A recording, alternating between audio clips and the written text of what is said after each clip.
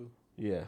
Oh yeah, And that's Lightspeed. that's contentious. Don't say that on the podcast. I'm just saying, bro. I'm just saying, You're gonna incite a riot. I'm just saying, bro. That's one of the biggest debates in Naruto. Both Naruto and Sasuke was able to see and react. That's all I'm saying, bro. But that's one of the ones I stay away from. Anakin's gone. I am what remains. No more, don't wanna hit that pole.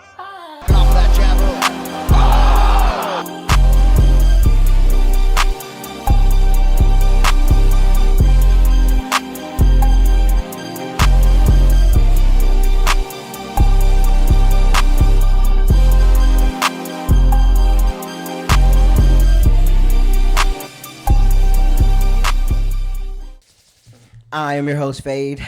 Here with my two older brothers, James and Jermaine. Less of a podcast, more of some niggas just chilling, bro. So come kick it, or don't. If you're a bitch. Then,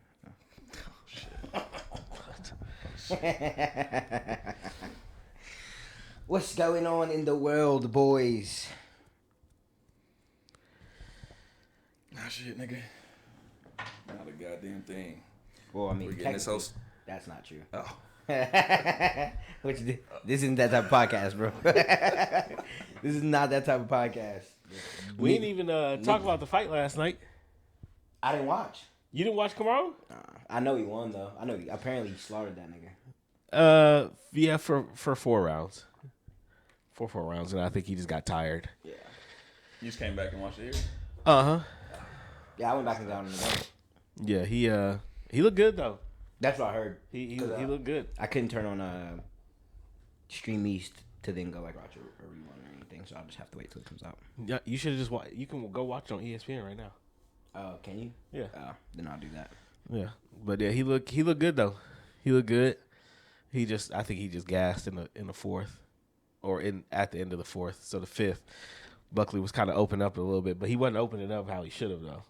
Like, he should have really been trying to get it, but he wasn't. And then Rose's fight was good too. Yeah, how did she look? She looked good. I mean, she looked the same. Doug She looked the same. She ended up winning too. Oh, all right. I guess we could briefly talk about what's going on in One Piece. Nothing too crazy. Just a lot of backstory. Here this nigga go. It hasn't been a bad one though.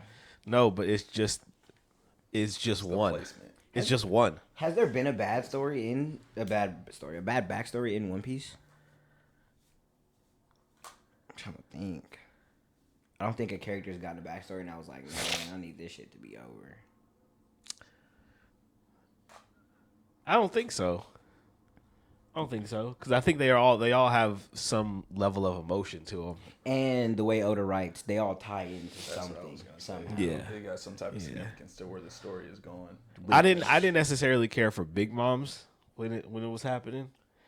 That's one of them ones. Yeah, I'm glad you said that. I didn't give a fuck about But I mean, her. even still, like it was still good writing, but I didn't necessarily care for it. That shit could not be in the show right now, and I wouldn't care. Yeah, I didn't necessarily care for it. Yeah. That's actually probably the only one. But this one, I mean, it's not like this backstory is bad because it's really not.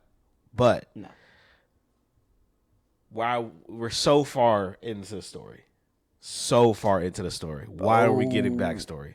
Because I'm telling you, it's gonna turn into something like that's where my mind is with it. Is this shit wouldn't be going on in the middle of an arc like Egghead if we're not gonna get a bomb at the end of this. I'm telling you, we're gonna get one, and we just learned Kuma's not her real dad. Her dad is an unnamed celestial dragon. That's true. Which me and him was talking about while you was in the room. It got to be somebody hella important that's a celestial dragon. Not Dofi specifically, but a person like Dofi who celestial dragon, but we don't know they're celestial dragon. Or a celestial dragon, it's an actual character, not some no-name nigga. What if her dad is like fucking, I don't know, one of the holy knights? And that ties into some shit. Who knows, bro? I don't know. Yeah, it hasn't been like a crazy one though. I think what would have made his backstory elite, which everybody knows is if they showed God Valley, but they weren't gonna do that. No. So I just think it's unnecessary. The way that the first part of Egghead ended was crazy on just such a high, crazy. And we still got a little bit of backstory in there, right? We got a little bit of backstory with Kizaru and or not Kizaru, Aokiji and what's the name? who? Garp? Yeah. We got a little bit of their backstory Pirate in Island. there. You're talking about when the shit very first. Yeah, kicked off. when the first part ended, right? So that was the whole first part was that sort of thing. Then you got a little bit of backstory with Garp and like the younger niggas that he over. That shit was fire. Mm-hmm. That was fire because everything was tying in, flashback as they were fighting. That shit was clean. Yeah. Then we come back. Kizaru finally get to the island. We, you know what I'm saying? Now we know we in a real mix. And we're taking a 6 episode break to go into the backstory of Kuma. I don't care. And so it's funny you say that because I thought that with us not having a backstory up until that point with Garp and Aokiji, that they switched up the way that they were going to do it. And now they were only going to give us bits and pieces and just kind of tie it into where the story is going because that would be that's hard. Yes. That's fire. Yes. And then Kizaru and his nephew, who's not his nephew, real Sentomaru. Yeah. Oh yeah, same shit. Real yeah. quick, same real shit. to the point, Yep. and, Yep. and on to the story. Yep. We take how many? 6 episodes? It's been 6? I think it's been I think it's been 5. That's why I'm I trying think to today may have tell been the y'all. I'm trying to tell y'all they doing that for a reason, bro. See, but here's the thing. I don't care what the reason is. What if it's a crazy We are bomb? almost 1,200. What bomb? We don't know. What bomb could it be? I don't know, nigga. But I'm telling you, a bomb coming. We're almost 1,200 episodes in. That's probably not the best I we should be using right now. A bomb.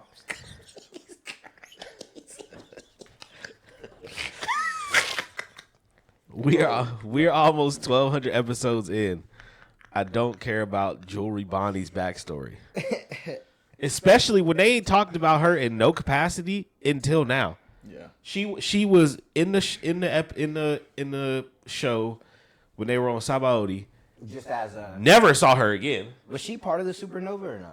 No, she was just there. I think she might have been. No, She was just there. Supernova was this newer generation. She was a part of it. No, I thought the Supernova was just those three, the top three. No, it was like 9 to 12 of them niggas. I thought it was just the top three. It was all the niggas that was on Wano, her. Okay, we saw all of them, but we ain't seen her since Sabaody.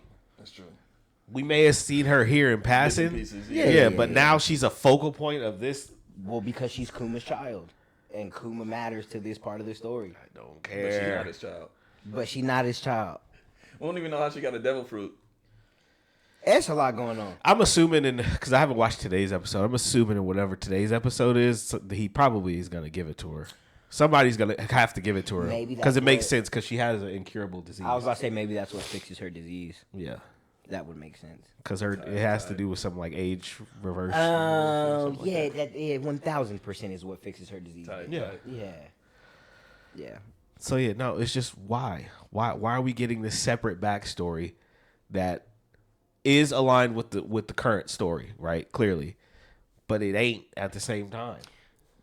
Some shit on the way, bro. I'm telling you. And if it's not, I'm just gonna look stupid. But I don't think so. But that's my thing though. Hopefully, What bro, could, Oda, don't do what this. could be on the way?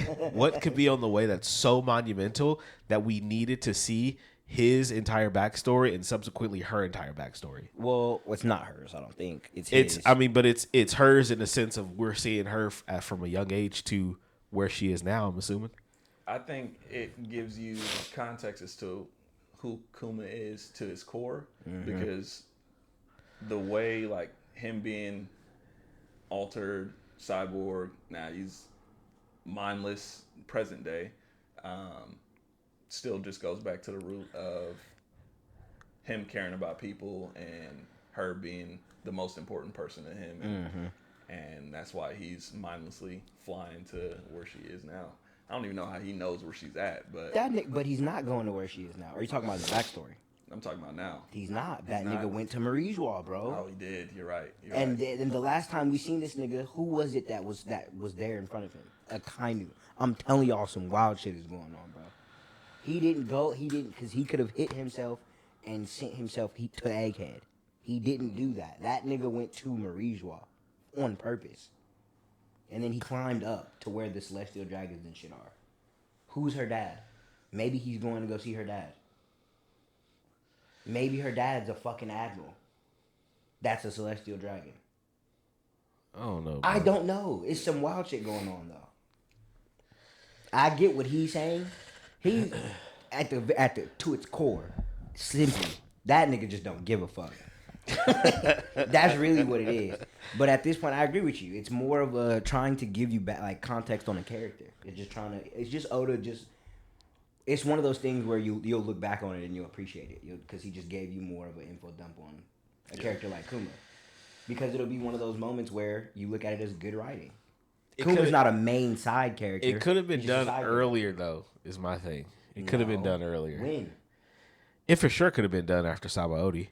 Fuck no. 100%. Bro, no. 100%. Because that would have given us what the questions that we've been asking about why he did what he did on Sabaody, we know now 700 episodes later. You would have rather learned that early? I'm saying it would have given us backstory onto why he made that decision, and it would have made us look at him in a better way. So now instead of Saying he could have done that after he sent everybody. exactly, so instead of us seeing progressively him go from a warlord to, giving up himself and becoming more of a machine pacifista and becoming enslaved again, and us being like, dang, that's crazy.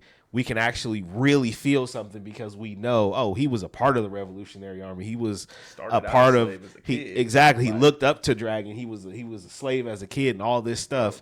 And this has happened to him. I think it would have been way more of a tragic feeling in response to seeing that. And then a more high when we saw Sabo actually pull up and free him. Like that would have been even more crazy. That I agree with, yes. I think all that would have made that part of 400 episodes. It would have made it a little more enjoyable. Yeah, but then you got to look at it from the perspective of certain shit couldn't have been shown until now. Like what? Like the Elders. Or like God Valley. Shit like that. I don't think they needed to show that though. I don't know if that's Because true. because Because, they're again, the backstory's not over, so we still don't know what we're going to see. that's true. But other than Saint Saturn being on the island when all those games was happening, what other context are they giving us for the elders? They didn't really show. Yeah, that's fine. It showed him there, You're right. They but didn't really it's the same thing. And obviously, if you want to say the whole shit with the God Valley situation, what did they show us to that? We knew they were all gonna be there. Yeah. So them showing them getting there don't show nothing. Like I think it's cool that they showed how Kuma got his powers. Right? That's cool. Like the circumstances and all that shit. But like, nah, they could have did all this way back then. And I feel like it would have been cool, and it would have made more sense. Okay. I'm not, you know what I'm saying? I just think we too far in, man. We too far in to be getting these drawn out ass backstories. Yeah, I'm just of the mindset that something's gonna reveal itself at the end. He went to Marijois for a reason. I'm curious as to why he's at Marijois. Is my thing. What do y'all think is the biggest aura moment in One Piece? What is the moment in One Piece to you that has the most aura from a character, radiates just The most aura? Yeah. I don't know. There's a lot. I don't know if I can just choose one. pick one, man? There's so many of them. You say you got one? Which one? Bro, to this day, man, 10-15, episode 10-15, man. Damn, what happened? Oh yeah. Oh, when they on the rooftop. yeah. Luffy comes to meet him, and so I went back and rewatched too because I was like, that scene is just so hard. I don't know that I've gone back to watch since it dropped.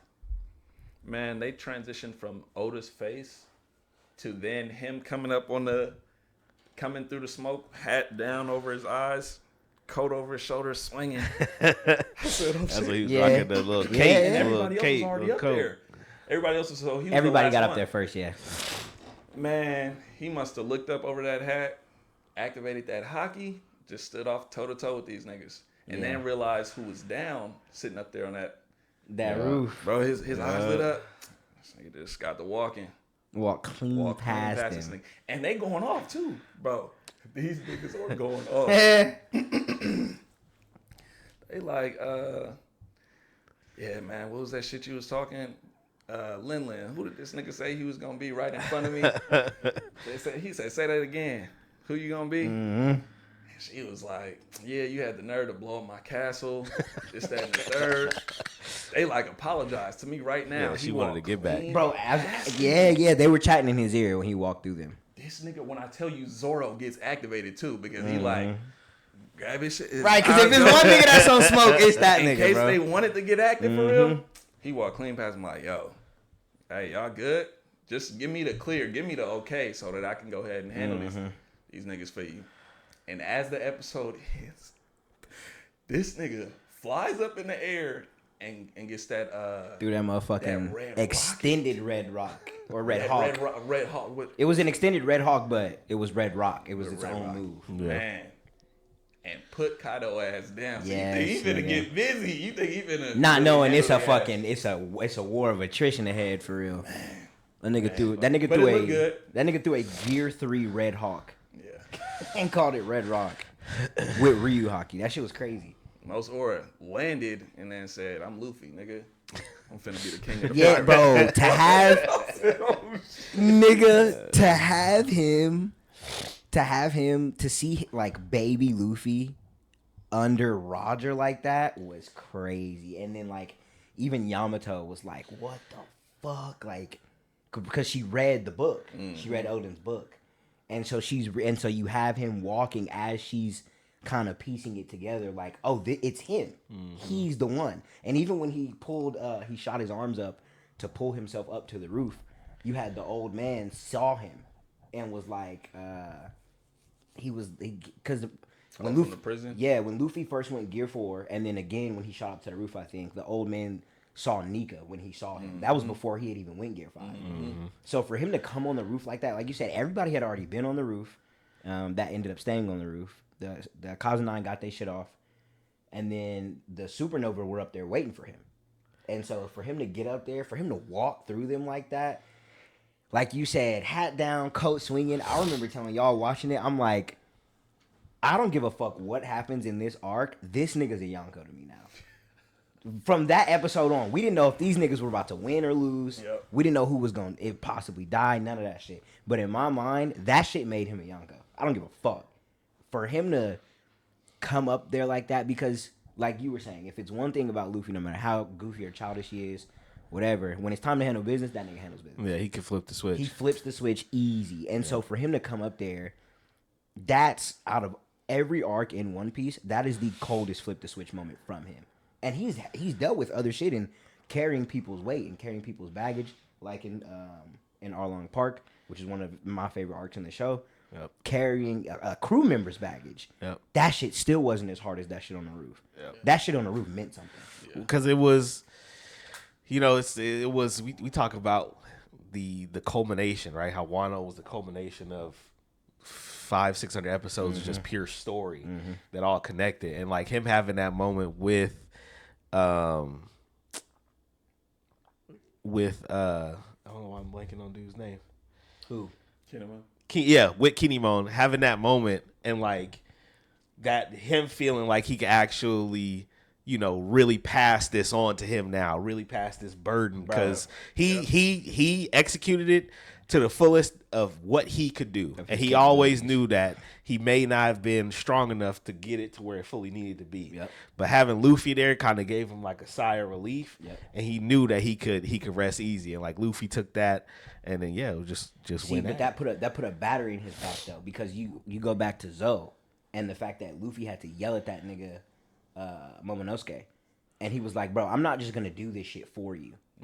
He said, "You got to speak up.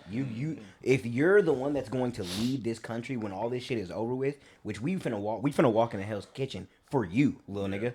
So I need assurance that you're gonna be able to stand on business. I don't give a fuck about you being a kid, because in Luffy's mind, nigga, I was a kid.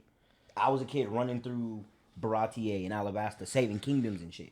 So I'm not saying that this shit is gonna be easy, but I'm not saying it's impossible either. Yeah. I just need to know that you got what it takes, because I'm not about to do this shit for you. I'll do it with you." And so for him to come on the roof, like you said, Kimon to be laying there and Kimon shedding tears in the sense of, fuck, I couldn't get it done myself, and we wanted to get that done for Odin, but also tears of joy because this nigga's on the roof. And everybody for all these episodes that we've come to that point, up to that point, everybody looks at Luffy in a different way. Luffy's one of those people, like in real life, everybody looks at them as like, you remind me of this person. No matter who you are, there's just those type of people in real life. Luffy's that person. So you see Luffy walking on the roof, and Kimon is like, I couldn't get it done, but it's a nigga up here that can.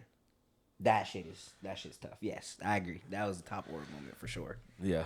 For sure. Yeah. That's an all-time Oro moment just in anime, honestly. That's one of them ones.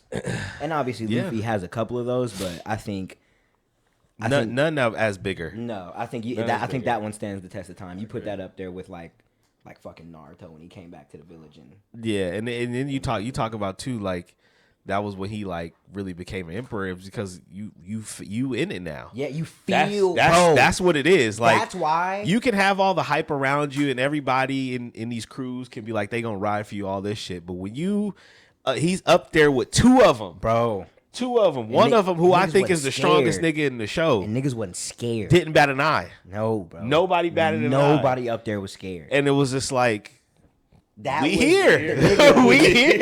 So we about to see now. That was here. That was an ascension moment for all of them niggas. Yeah. Because, and to me, it always sucks when you know there's a good part of the story left, but you feel like the greatest arc of the show is done already. Yes. It always sucks when that happens. Yes. Because we said that about, he said that about Shibuya, because I was telling him how manga readers think that Shibuya is the best arc, just overall. And he was like, that's kind of unfortunate. Same thing with Wano.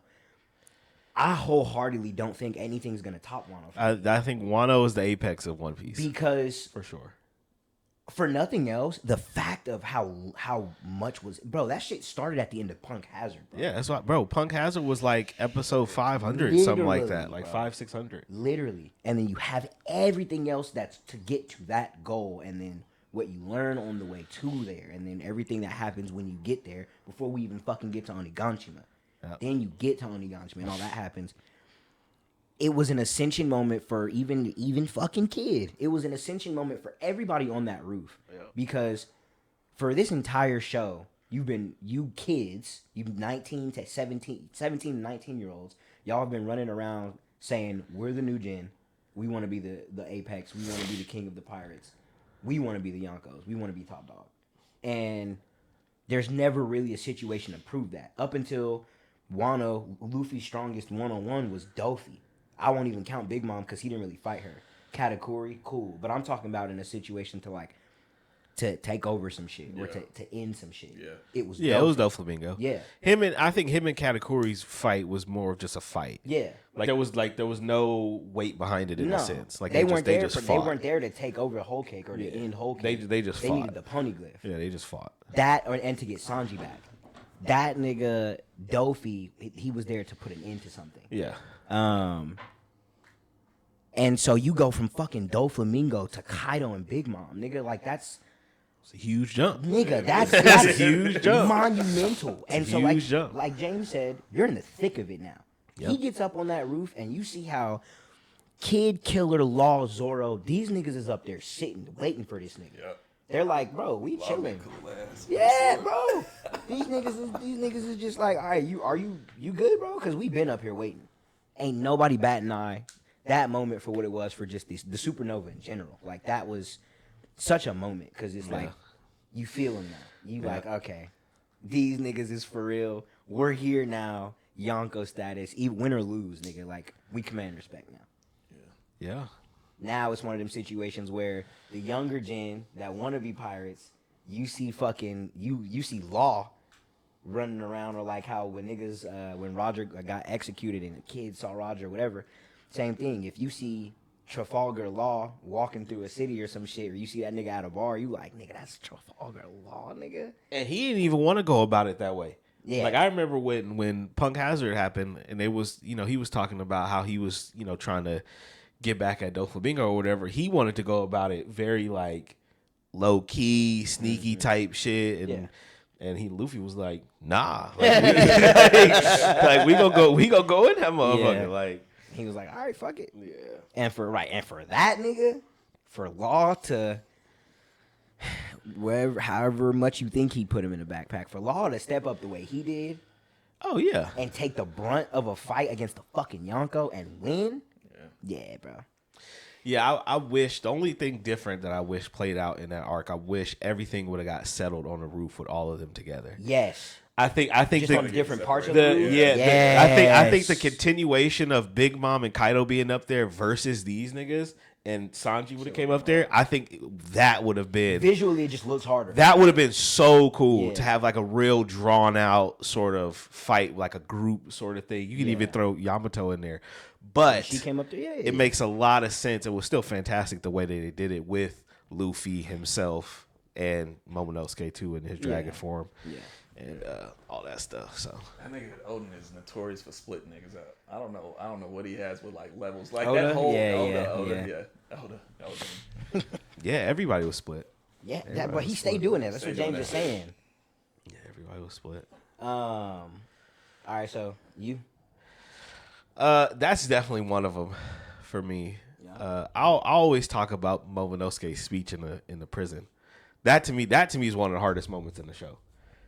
Yeah. One of the hardest moments in the show, because you just, again, we talk about the weight of the moment, right? The weight of what Wano was, and like this kid that, you know, is scary and whiny and all this shit. He is the one ultimately bearing the weight, because whether you look at it this way or not, like you said, Luffy and all them, they're there for him. Yeah.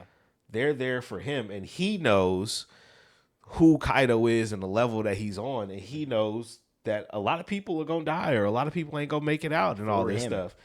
And then after all this, even if it goes right, he still has to bear the ownership of this country now that he knows nothing about, that he, you know, somewhat grew up in, but, you know, was lost in time and is completely different now, and all this stuff. Like, so like that moment was crazy. That speech is crazy. I mean, Shanks walking into the To Marineford. to the upper niggas. That was crazy. Elders. Yeah. Oh yeah. Elders. Yeah. No, the elders. Yeah. That was crazy. Marineford was crazy too, but to see a group of niggas that we can only assume is like the highest of the highs under whatever Emu is, Yeah. and they just respecting this nigga, let him sit down, walk in unannounced, calling him by his first name, like To see what they do now on Egghead, to see how they move, yeah. to see how they don't even bat an eye when Emu wipes an entire island off the map. Like that level of just being, Yeah. for him to walk in there and just sit them niggas down is fucking absurd, And mind you, bro. it's 5 of them. Yeah. And it's one of him. And He was he by don't himself. care. He's by himself. He don't care. No crew. No, it don't even look like he had a sword. It looked like he was in like a hood or a hooded robe or something. Like, Nah, he probably had the blick on him. He probably had the blick but on he him. had that on. but one, it's just him. Yeah, it's just him. Yeah, it's still crazy. It's just him. Yeah. If we can say those 5 people are the 5 most strongest niggas, if they're stronger than him, He don't care. right? And they wasn't on no smoke either, because they very well could have been on smoke. They wasn't on no smoke. That's probably one of them situations where, like, yeah, we can get him up out of here, but it's gonna take like 2 of us though. yeah. Which is wild. They like, just because of you, Yeah. we'll come in and Right. Yeah, So, you can- that's, you can- that's You crazy. can see us. You can come in here and have a full blown conversation with us. Sure. That's crazy. Yeah, it's insane. And it's wild because he only got one arm. He has one arm. And a sword. Yeah, that shit's wild. Yeah, I think Say, those hunting rifle in the dream. those are some, but it's so many. One Piece has so many moments that like they let certain characters like really shine. I think for me, it has to be Marineford, bro. Just wholeheartedly. Yeah. I think Who in Marineford? Shanks. Okay. It has to be, bro. Nigga, it was like Marineford is one of those things where that shit is age is like wine, bro. Like seeing everything that we see moving forward, knowing everything that we know now, knowing how strong that these niggas were. Because back then, they are the apex. We at that point we had never seen admirals fight for real. We had never seen anybody that could hold a candle to the level of shit, the undercrewman of a crew like Whitebeard or anything like that. We had never seen that level of a fight before. To where a nigga like Crocodile was there and he was getting bitched by everybody. Like niggas was not phased that Crocodile was there, but to us, Crocodile was a hitter. Yeah. Even you could take Luffy before he went to Marineford and put him up against Crocodile with no water. That's still a tough fight for Luffy. Yes. I think knowing now the scale of what they were doing back then, because you don't fully understand even when you see Marco clash with Kizaru in the air, or you see Diamond Jozu clash with like not Shanks, Mihawk or whatever. Like He low-key putting in work too. yeah, and He low-key putting in work. what's No, Diamond. Diamond Jozu? Yeah, he The was other he was nigga, on the too, ground, what's bro. his He name? putting in work. Whitebeard swordsman, the nigga with the 2 swords. He was boxing with Mihawk too. Yeah. Like Doflamingo was there. You don't know how strong these people actually are when you're first watching it. Yeah. So then we move on and you see how strong Dofi is. You see what his awakened devil fruit looks like. He not even a top dog at Marineford. It continues. You see what Fujitora looks like, and this nigga's dropping meteors out of the sky. You see, moving forward now, shit. You see what Kizaru can actually do in a certain capacity. Yeah. Who else? Fucking this nigga Marco then went on to do things like clash with Big Mom and like push her back. That's a Yonko, bro. That dude, I was most hyped to see him. At Yeah, Marineford bro, because yes. of where we were at in the story. Like, and so all that going on and you not knowing how you know the magnitude, but you don't know fully. Now looking back on it, nigga, that's World War III, bro. Yeah. That was some other shit. Yeah. Looking back on it now, Shanks walked in there and shut that shit down completely. He walked in there and his exact words were, "All right, so if y'all don't want to calm down, y'all gotta fight us. Who won't smoke?" And niggas was like, "Nah, bro, what?" Fujitora is not. None of us have Fujitora in the top 3. It's still Kizaru, Aokiji, and Akainu as top dog. So he's not even a top 3 admiral, and that nigga's pulling meteors out of the sky, bro. And he's comfortably, I think, above Doflamingo. Like he could beat Dofi, I think. He's not even a top 3 admiral, and you had all of them niggas there. Garp was there. Garp was there too. The nigga that can turn into the Buddha statue. Sengoku was there. Shanks walked in and said, "I need y'all to stop because my little nigga is here. It's some shit going on. I don't need him getting injured. I'm here because Roger was a father to me. I'm about to take Ace's body back. Like, I need y'all to stop. If niggas don't want to stop, what's the issue?" Blackbeard was there. Freshly acquired a second devil fruit. You want stack? He asked him. He singled him out. Because everybody was shocked. Everybody, Admirals too, shell shocked that he was able to have a second devil fruit. Shanks put up and didn't give a fuck. He said, "What about it, Teach?" He said, "You want some?" And he was like, "Nah, I'm cool." That's insane to me, bro. Yeah. Now knowing what we know, now knowing the magnitude of that moment and how powerful everyone was, for him to walk in there and shut that shit down completely because he threatened to get involved is crazy to me. Ben Beckman pulling up and putting Kizaru on ice. Like, that shit's crazy, bro. He didn't even do anything. He just pulled up on that nigga. He was like, "Nope, I'm good. Y'all got it, bro." Like you said a couple pods ago, you find out that these niggas they got the highest bounty total. None of them got devil fruits. You don't know what these niggas is on, bro. Fast forward to post Wano, this nigga Shanks is doing shit like one-shotting Kid. Yeah.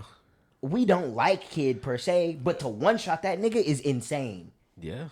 Put him in the bottom of the ocean. Like, yeah. Shanks pulling up on Marineford the way he did, commanding the respect he did for me, that's not just an all-time aura moment in One Piece. That's an all-time aura moment in anime, bro. That's one of them ones. Yeah. That's like if somebody pulled up into any other war arc in any other show and completely shut that shit down. When does that happen? It don't. It don't, bro. Especially with pirates who want to live the way that they want to do. They do Right. what they want to do. Niggas is gonna crash regardless. Yeah. Not with that nigga, bro. He walked in, they was like, nah, all right, Shanks said stop, we're gonna stop. And then on top of that, made demands to the military. He was like, I need y'all to understand, I'm about to take his body here. I don't want nobody messing with his shit. And I need you to let Luffy go. These niggas was like, what? And then he was like, yeah, bro, that's what I'm asking. And they were like, Sengoku literally said, all right, bro, you got it. That's fucking crazy to me. Yeah. Especially too when like obviously when Shanks get there it's a different thing. But before that, right when Whitebeard had died, I mean they had the upper hand. Yeah, They had the upper hand. If Shanks never pulled up and if Blackbeard never pulled up and Whitebeard had just died, all them niggas was going to jail. I was about to say they probably would have captured all of them. Yes. They probably would have captured all of them because you still had Akainu and all these niggas, and you know we talk about Garp too. Fresh.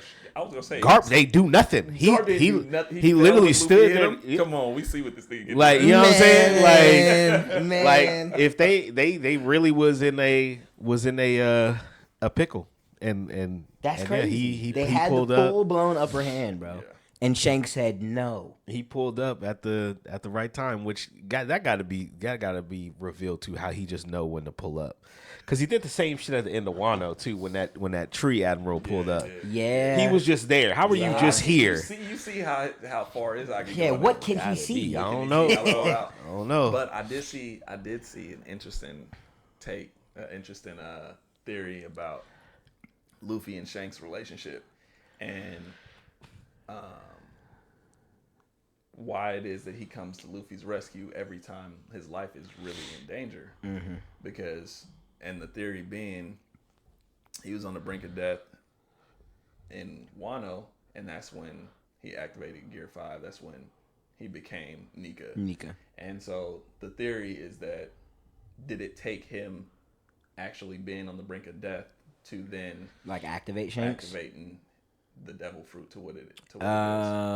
Okay. To an unlocked devil fruit.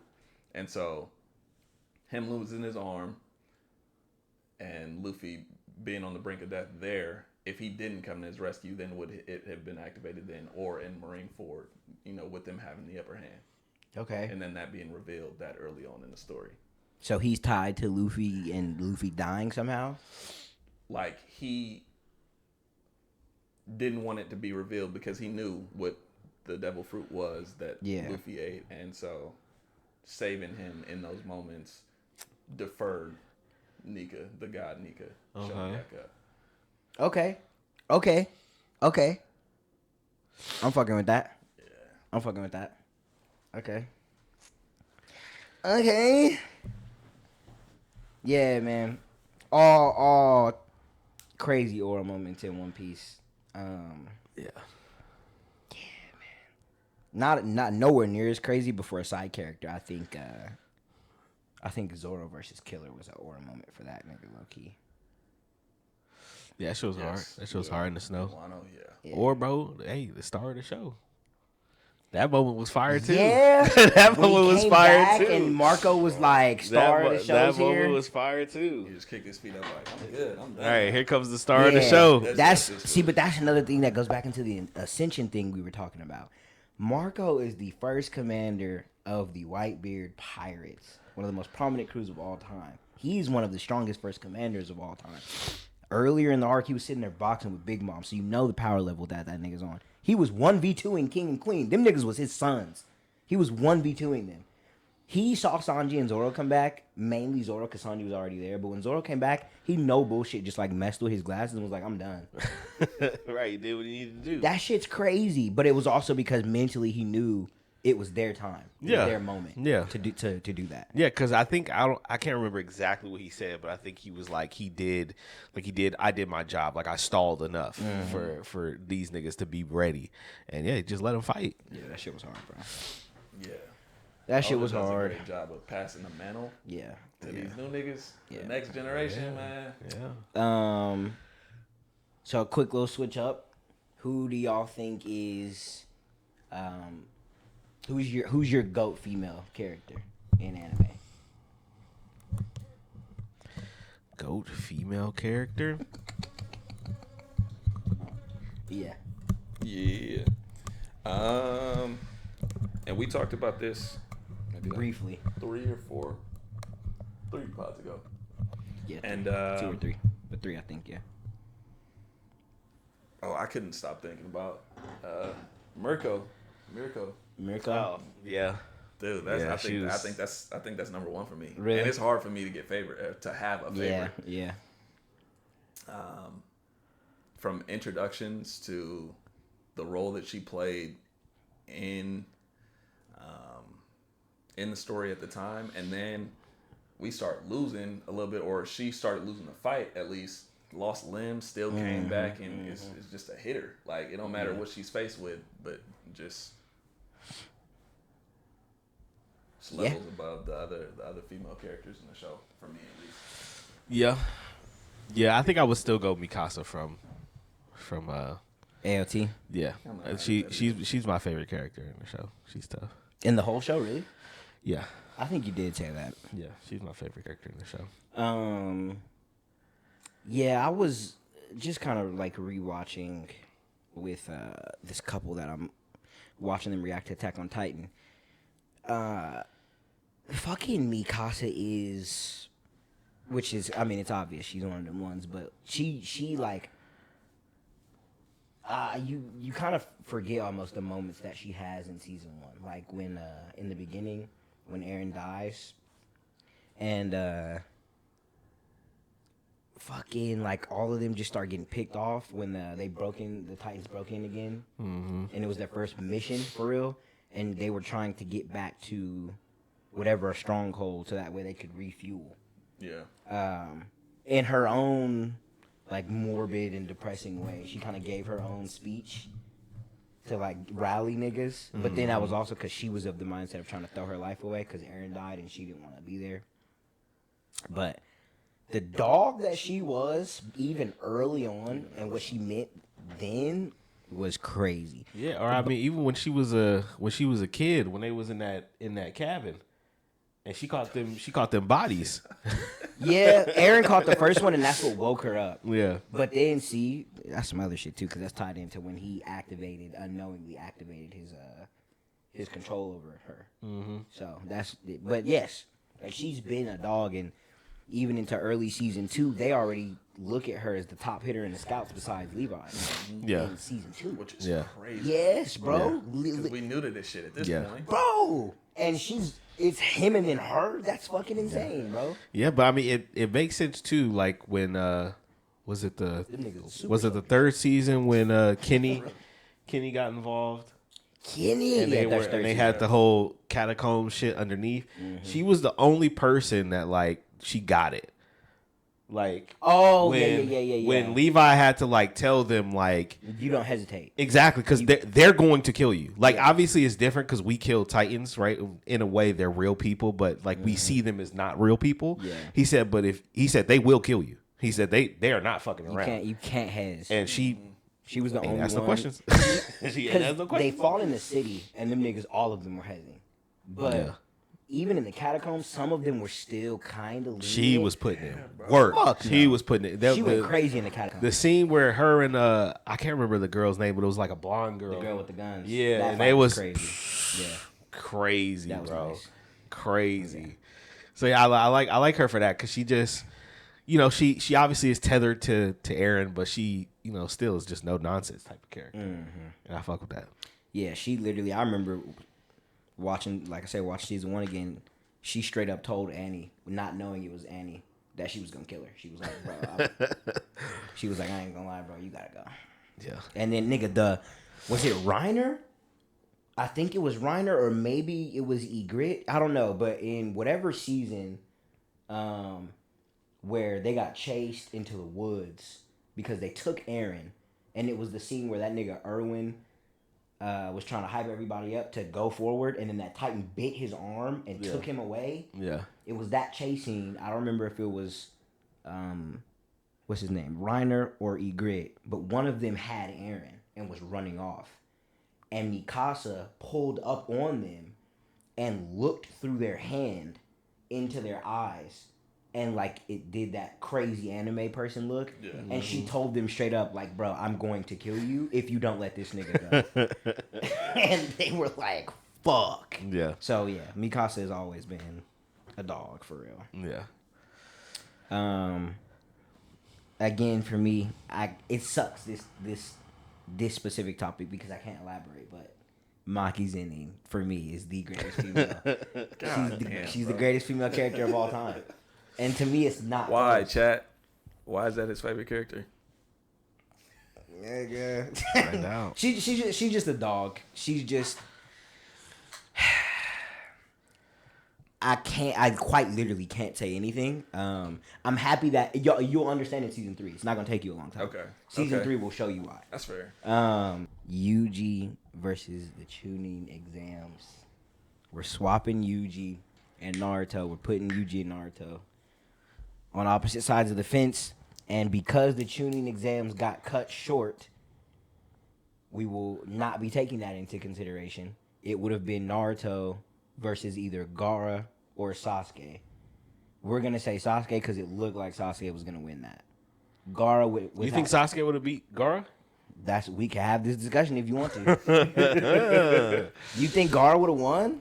I think off of what this nigga Lee was able to do alone, the fact that Sasuke matched his base speed already just by copying him with his Sharingan, and then he learned Chidori on top of the other shit that he had. Lee only had his hands. He didn't have Fireball Jutsu. He didn't have none of that shit. So Sasuke had other weapons at his disposal. Then he learned fucking Chidori. If Gaara doesn't pull out the One Tails, I don't see him beating Sasuke in that situation. So you think Sasuke at that point would have beat Six Gate Lee? Because that's the question. Fuck. Because that's the question. That's a difficult It's question. straight hands, yes, but he opened 6 gates. It's not even like Gaara beat him. Gaara outlasted him because of his defense. Yeah. And that was some shit that he didn't even have full control of. And does sand not nullify lightning? Nigga, he hit him with the Chidori. Yeah. No, But I'm just would saying. I would say the opposite. Lightning. I think Earth is the weakness of lightning, maybe? Earth I don't know. grounds lightning, not sand. Sand will turn to glass. Yeah. Yeah, but he can also harden it, though. That shit didn't matter. He put himself in that ball. Sasuke punched through the ball. Yeah. So So the question is what? Sasuke versus Six Gate Lee. I think I'm taking.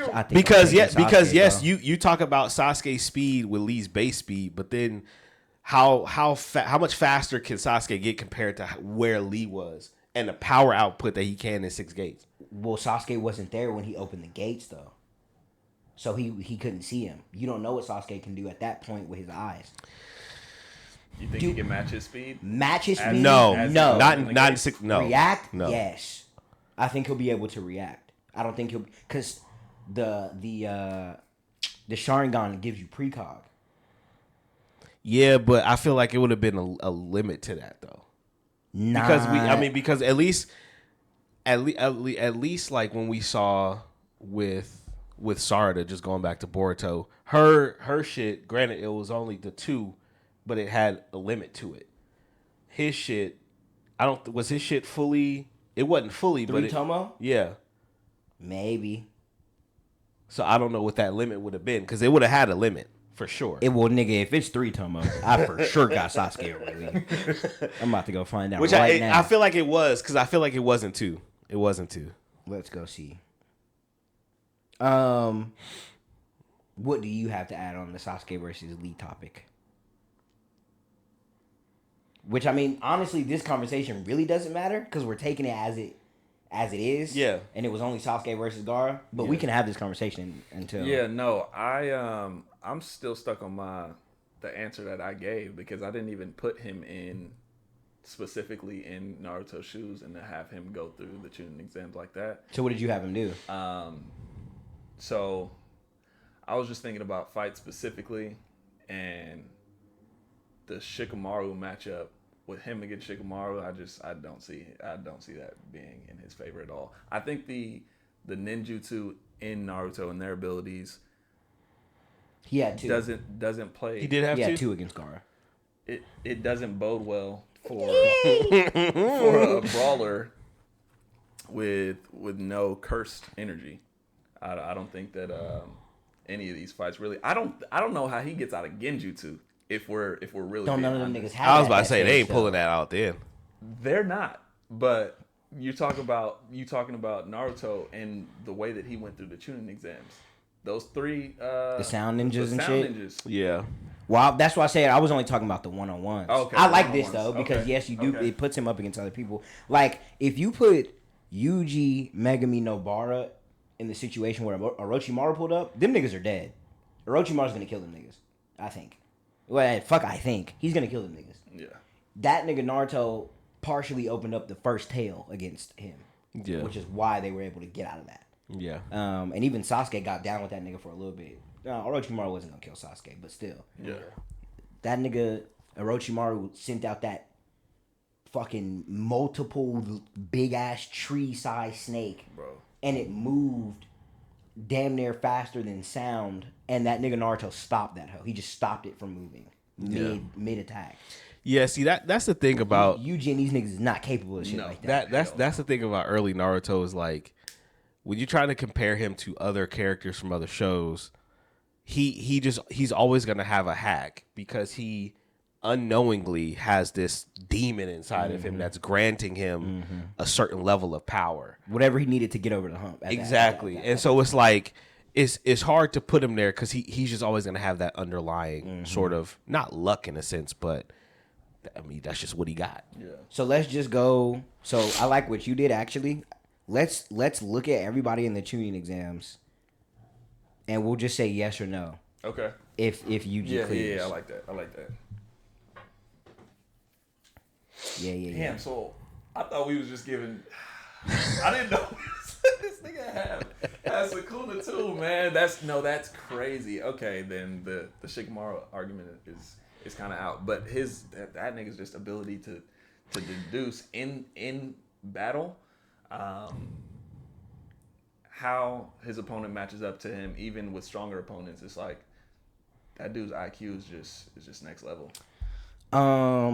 So in terms of people that fought in the one-on-ones, do y'all think Yuji's getting past those sound dudes? Because wasn't one of them or two of them still in the Chunin exams part? Because who did Sasuke fight? Sasuke fought one of them. Too. I think it was two of them. Sasuke fought one of them. I think Yuji's getting I past think it them was two niggas, of them. I'll be honest. Yeah. Okay. Cause didn't who did Tamari, I think. I think Tamari fought one of them and won. who did he not to fight? Neji. Oh yeah, I thought she fought one of them. Nah. Okay. She got probably the worst matchup she could have gotten out of everybody there. Yeah. Because that was back when that nigga was top dog. Yeah. Which, we gonna get to that. Because the original was to put him in Naruto's shoes. Naruto fought that nigga in the semis, bro. So we'll just they go. kind of sold him in Shippuden too, low key. Kinda. That nigga's wasted potential. Yeah. He is the definition of wasted potential. Yeah, him and Lee, they sold both of them. Lee, not so much. But That nigga opened 6 out of 8 gates as a kid. yes. And never did anything again. That's not true. That's not true. That's not true. All right. So do you think Yuji would have beat 10-10? Yeah. Yes. Tamari and Kankuro, Gaara's siblings. Tamari, yes. Then Kankuro, yes. Kankuro is Puppets. Exactly. A little more difficult, but yes. I think Tamari's more difficult for him because of her Wenjutsu and the fact that she could keep him at bay for a little while. I think Kankuro could do the same, but a little bit. I think actual. Man, Yuji punching them shits. I ain't gonna lie. He gonna divergent fist one of the. And See, and that's the thing too. Like you talk about him not having no abilities. bro, taijutsu is prevalent in Naruto. They all gonna box him, and that's his and game. he got them hoes. He do. He got That them he hoes. do. He got them hoes. Okay, so we'll go to Team 8. Shino. Yes. The Bucks. Yeah. Yeah. Hinata. Yeah. Okay. I think she can get down with him for a minute. It's gonna be the same thing like Neji. That. And so I think that I think it's gonna be the same thing like Neji. I think he beats Too Hinata. fast, too strong. Yeah, but That's what I think. Neji's a different story. I was about to say Neji's a whole Neji. different. Yeah, story. but that's yeah, what I'm yeah, saying. yeah. Compared to Hinata, though, too fast, too strong. Yeah. This is one of the ones that he would have if we swapped him with Naruto. Kiba. I don't know if he beats Kiba. Kiba is interesting. Kiba is interesting because you. Fang over Fang, my I was nigga. about to say you talk about If he hits that nigga with a Fang over Fang and then he can like consistently throw them hoes out there. You talk about his speed and power, but very limited bag early on in Kiba. Kiba didn't have a whole lot to It him. was only he only had Fang over Fang. Yeah, he didn't have a whole lot. Which to be honest, him. he didn't have a crazy bag when he was older either. It was just more. Yeah. I just think because you got to think hand to hand, he was able to box with Naruto for a good minute, bro. Yeah, and then you have a smaller Akamaru at that point too. But then he can turn him into just another clone of himself. Yeah. That's an interesting one. Fang over Fang. Okay, so here's the thing. At that point, all these niggas not all of them, but like the upper tier kids, they kind of all already scale over the speed of sound because of the shit in the forest. Yeah. Naruto and them niggas were able to fight over the speed of sound when they were dealing with those sound niggas. Yeah, I mean they were able to fight what's the name too in the glass dome. Haku. Yeah. Oh yeah, That's Lightspeed. that's contentious. Don't say that on the podcast. I'm just saying, bro. I'm just saying. You're gonna incite a riot. I'm just saying, bro. That's one of the biggest debates in Naruto. Both Naruto and Sasuke was able to see and react. That's all I'm saying, bro. But that's one of the ones I stay away from because it deals with inconsistencies in speed throughout the show. Because if that's the case, that's the first arc of the show. They're already light speed. Then why are they struggling with speed and sound in certain things? But on the other hand, if these little niggas is light speed from jump, how the fuck fast are they by Shakunin? Then like, you're dealing with some other shit, bro. I stay away from that one. But yeah, sound speed for sure. So I give Kiba speed sound or sound of speed because he was I won't say on par, but the fact that he was able to keep up with Naruto, Yeah. I don't know. If Kiba's not the speed of sound, he's right there. Speed wise, he got that nigga Yuji. Not by a whole lot, but by a good amount. Power wise though, I think per hit, I'm giving it to Yuji. But I think once that nigga starts popping shit out like Fang over Fang, and the problem for Yuji going up against these kids, they all have higher IQ than him. Yeah. They all. But I mean, higher they're IQ. trained ninja. Right. Yeah, they're trained ninja. And like, what is Yuji gonna do when he sees a second Kiba, but then when they start like doing the teleportation jutsu and shit, like letting a log take the hit for them and shit like that. I think it's a high diff win for him against Yuji or against Kiba. I think because as fucking sad as it is, you gotta think about the fact that this nigga might hit a Black Flash.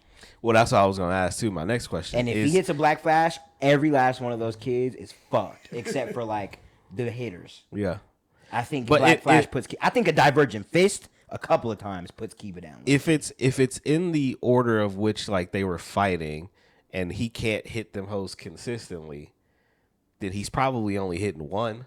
What, Black Flash? Yeah, in one fight. Well, yeah. I'm just saying, I'm not even giving him one per fight. I'm just saying if he does. But I don't think he's hitting one per fight is what I'm getting at. No, me either. Yeah. I'm just saying the fact that the possibility's there. Yeah. But I think if he hits a couple Divergent Fists on Kiba, that might be enough to put him down. Okay.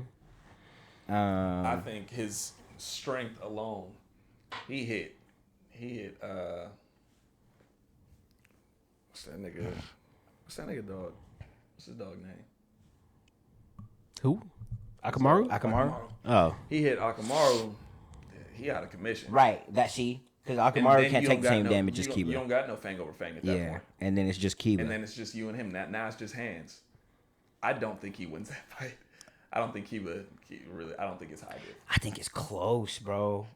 Them niggas can box for real, bro. And it's not like Kiba was getting washed against Naruto, bro. He was hitting with him. yeah. I think Kiba's limited bag is what I'm looking at too. Yeah, that's fair. I don't think out of all the kids, he don't really got a whole lot to him. Okay, Choji. If he had that butterfly shit that he pulled at the end of part 1, I'd say Choji. He does not. Is he popping food pills? That's what I was gonna say. It don't fucking matter. I mean, bro, he popped it when they was in the forest, bro. He got down. My nigga, no, bro. He did, bro. He told them niggas, y'all go. I'm gonna stay back and fight. Popped them food pills and got active. I hear you. No. No. Nah, man. This nigga Yuji is on some other shit, bro. Choji, Choji, no. Ino, washed. No. Shikamaru. That's No. a question to be had. I think he loses against Shikamaru. Y'all entered this nigga in the chat with Sukuna. I'm like, no. No. I don't think Sukuna comes out. Sukuna's not. Sukuna's not like that though. Nah, Sukuna's not like Naruto. This is exactly what I was about to say. Okay. Kurama. Sukuna's not like Kurama. Kurama was. Sukuna let that nigga go. He'll let that nigga get fucked up. Kurama was of the mindset that like he hated Naruto for being trapped in there, but he was still giving Naruto shit to make sure that they didn't die. I feel like Sukuna will let Yuji get fucked up. I don't think he would let him die for real. It's a situation where it's the Chunin exam. It's not fighting to the death. Exactly. Sukuna's not gonna let that. Yeah, He's not gonna come out. But he will let that nigga get fucked up, especially sure. especially if it will aid him in taking control by Yeah. being in a weaker state. That's a good point. And so it's different. It's not like when Yuji has been fighting. At least we haven't seen it. I don't know if it happens going forward. But he ain't used no techniques or moves or got any power boost because Sukuna is in him where Naruto does. I think power wise, I think stat wise, Yuji outstats the fuck out of Shikamaru. But Shikamaru's so does so I was about to much say, but so smarter does than everybody else in Yeah, Naruto. He's so much smarter than that. So does everybody else. Even when he fought Hidan and what's the name? That's different. That nigga had like a week to plan. I know, but I'm saying though, they were still significantly stronger. Oh yeah, they were on and some other shit. even more broken the way that Hidan just fucking killed what's the name? Yeah. Like they were Them way niggas- more they- broken. them But his niggas were on some his other shit. IQ and understanding of fighting and all this different shit, I think that's just gonna be the difference maker. If Yuji got outsmarted by Choso, who couldn't understand what was going on, bro, Shikamaru, bro. Really, a lot of these niggas is smarter. Truthfully. That's what I'm saying. But Shikamaru is he's in a league of his own. And then, I mean, outside of 10-10, and because this other team, I mean, Lee's gonna be the most fair matchup that he has, and Lee's gonna put that nigga. I think Lee's fucking that nigga up. Neji is Neji's fucking that nigga over. And then, I mean, I'm not even about to ask about Sasuke and Naruto. So now we put him in the Gara too. I think Gara's fucking that nigga up too. Yeah, same thing. You put him in the situation of he fights Kiba, he wins, and then he fought Neji after he fought Kiba. So I just think that it sucks for him because his area, it's just like what he thought in the bathroom. He'll be able to box. Not with these niggas, bro. He'll be able to box, but Neji is faster, he's smarter, he hits harder, and his abilities is crazy. Yeah, his abilities is crazy. He hit that nigga with them 64 palms. By the time he get to 16, bro, His abilities crazy. Yuji's gonna be like, what the fuck is going on, bro? Yeah. That's why it's so unfortunate the way that he was done in Shippuden, because he was the golden child of the village. Yeah. It wasn't He was there. It wasn't Naruto, it wasn't Sasuke. Sasuke was more of like a it's weird. He wasn't like a child prodigy. He kind of turned into that. Yeah. With like as he started learning. Yeah. Neji was their generation's Kakashi. Yeah. Their generation's Itachi. Their generation's Minato. Yeah. Neji was that. He was looked at as like the real next face of the village because he came from the clan that he come from. He had a Kekkei with the Genkai. the power that he had, and how polished he was as a youth. Yeah. It was just and like how he already had like the mental of like an adult. Yeah, he was like people was They looking said at that nigga it. could have been a Chunin without taking the exam. I was about to say people was looking at it as like a formality that he was even taking the exam in the first place because we already know we could send you out and you could handle yourself, But writing, is what it is. So just a quick question for you: who do you think is the best child prodigy in Naruto? I think it's Neji, just off rip. In my opinion, on Smake. Are you talking about who they viewed as a child prodigy? I'm just saying in the village. Who do you think is the best child prodigy out of all the child prodigies that came through the Hidden Leaf? Out of all of them ever? Yeah. Oh, you thought I was talking about Naruto? Yeah. Nah. It may be Shisui low key. I like that pick. I like that pick. It may be Shisui low I key. like that fucking Low pick. key. I like that pick. Low key. I like that pick. That's Low a crazy key. pick. Low Because key. everybody's gonna say either Minato or Kakashi. Those are easy ones, but